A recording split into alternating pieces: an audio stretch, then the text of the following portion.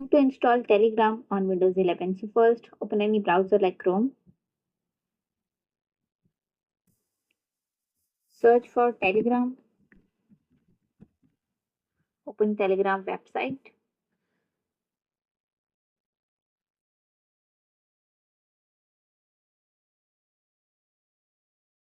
There are two methods to install Telegram application on Windows 11. First is click on this icon, and here is the pop-up to install Telegram.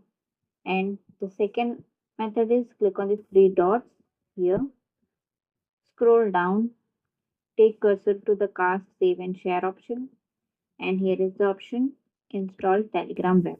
Click on this and you get the pop-up. Just click on this install button and you have successfully installed Telegram application on your Windows 11. Thanks for watching. Please subscribe.